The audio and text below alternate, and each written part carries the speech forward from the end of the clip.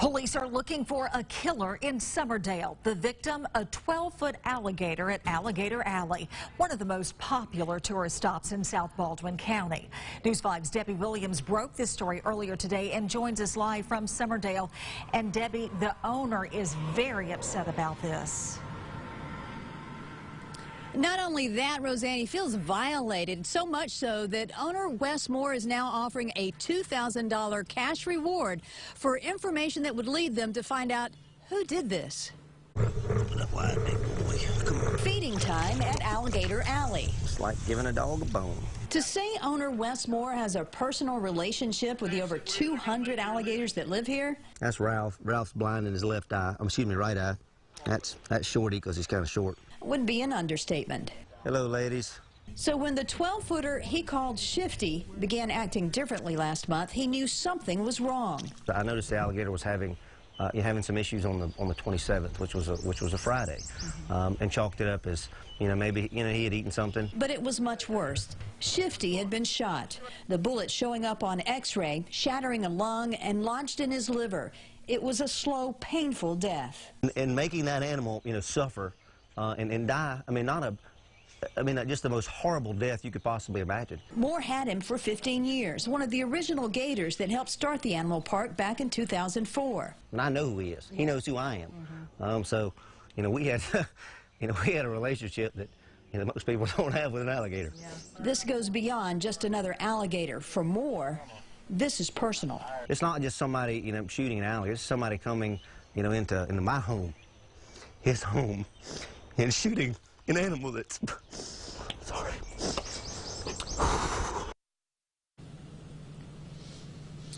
Summerdale police, along with Fish and Wildlife, are investigating this case. Meanwhile, the staff here at Alligator Alley are pouring through more than a month's worth of security camera footage. They have cameras all over this property. They're hoping to find out who shot and killed Shifty. Live on the Baldwin County beat in Summerdale, Debbie Williams, WKRG News 5. Exclusive video tonight of the moments before a man fell or jumped to his death in yesterday's officer-involved shooting in Gulf Shores. The video was taken from across the street as things came to an end. News 5's Debbie Williams is joining us live. Debbie, you talked with the person who shot this video. What did he tell you? Well, first of all, he turned this video over to authorities first thing last night as soon as he saw what he had and he had determined what was going on there, because at first he didn't know what he was actually shooting. Secondly, he wants to remain anonymous in this story, but he reached out to News 5 early this morning. He thought it important to share this video because it appears to show what investigators have been telling us so far in this investigation. The recording also included that fall from the building. You will not see Russ Mallett's death in this story. Early Monday morning, the lights of Ocean House condominium pulsing after a fire alarm is pulled. 2 volleys of gunfire have ended. Gulf Shores police officers are seen halfway up the 8-story building. On the top floor, the elevator opens, and 38-year-old Russell Mallett, wearing only shorts, gets out. While I was watching all this, I watched the man. He kind of crouches down and goes into an elevator. Then I see him come out the top of the elevator, walk around to one side, look over the edge, and then I hear the police say top floor. The last 4 minutes of what had started as a traffic stop for speeding is captured on a cell phone by a man awakened by the gunfire. Police say Russell Mallett ran from a traffic stop to the condo. During a struggle with a Gulf Shores police officer, Mallett got the officer's gun and fired at him.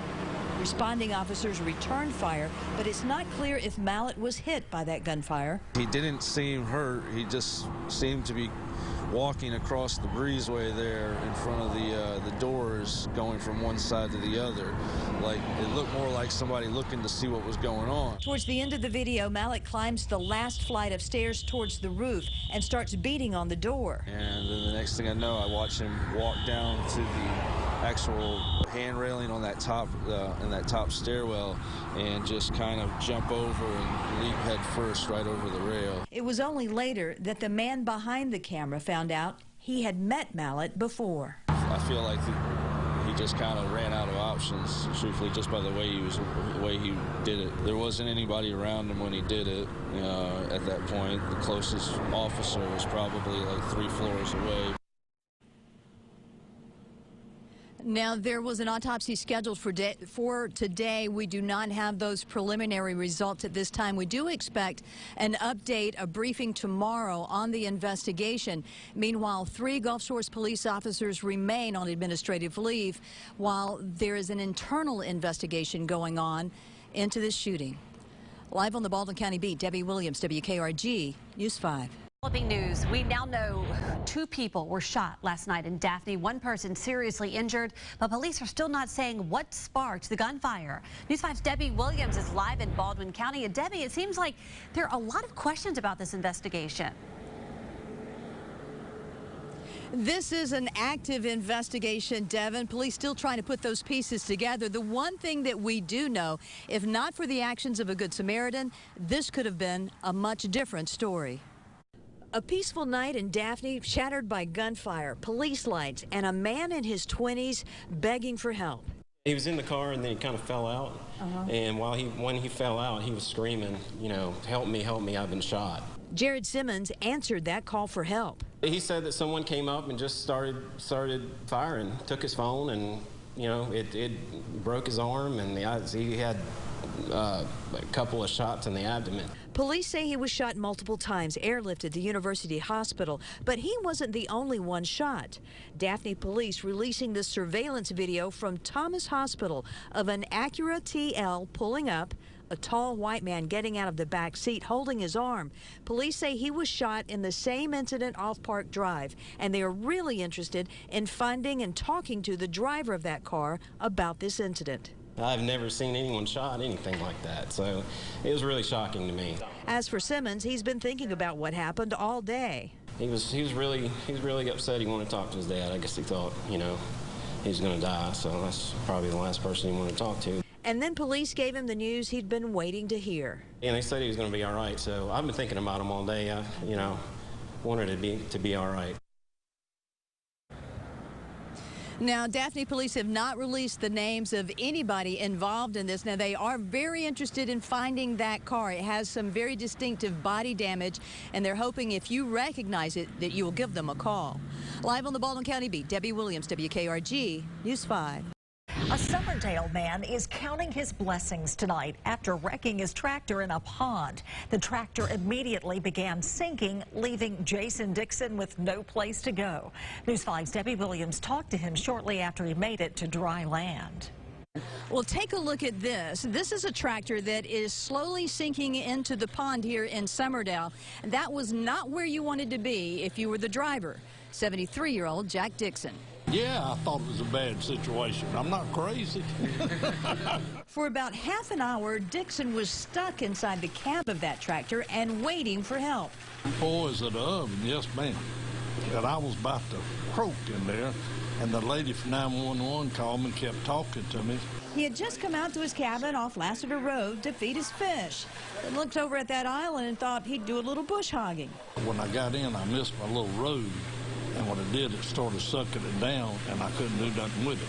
He says it was the 911 operator who is the real hero. A couple times I nodded off, and she kept hollering. I said, hello, and she said, now I'm going to tell you, you got to stay awake. I said, okay. When help arrived, they were able to get Mr. Dixon out, a little overheated, but unharmed. I'm going to put a snorkel in there next time. On the Baldwin County beat in Somerdale, Debbie Williams, WKRG News 5. There are tales of hauntings all around the Gulf Coast, and this Halloween we are taking you to places believed to be the most haunted in every newscast. Arguably one of the most haunted places on the Gulf Coast and even in the state of Alabama sits at the end of Fort Morgan Peninsula. The historic fort has been the site of much bloodshed from the War of 1812 to World War II. And as News 5's Debbie Williams tells us, many believe the souls of those who perished there are still around. Step back in time. Easy to do at Fort Morgan. The walls, the battlefields, all steeped in history and something else. There is plenty of blood that was spent here in the fort. That blood fuels tours through the dark passageways of the fort where the lives of those lost are remembered. Welcome to the horrors of war. Soldiers, prisoners, 3,500 Muskegee Indians held here, almost 100 of them never left. The 93 that perished on property, they boxed them and placed them on property, but we're not sure where. And that's our biggest mystery today. I had no idea there were so many people that died, so it's pretty interesting. How could Fort Morgan not be haunted? I mean, after all those deaths. Well, some argue that they didn't want to be here when they were alive, so why would they stick around when they're dead? Well, that's always an interesting question. People come up and ask, they say they've been tapped, they've had footsteps around the forts, they've heard, like my shoes clicking, my brogans across the wood. At night, they say, the spirits bring the fort back to life. Could be. I'm a little bit of a skeptic when it comes to ghosts, but who knows? I've never seen one. I've heard people who have, though. The sound and shadows may have an innocent explanation. It can get very spooky out here at night. Then again, the images you see, those sounds you hear, may be more real than you think. You just never know. In Fort Morgan, Debbie Williams, WKRG, News 5.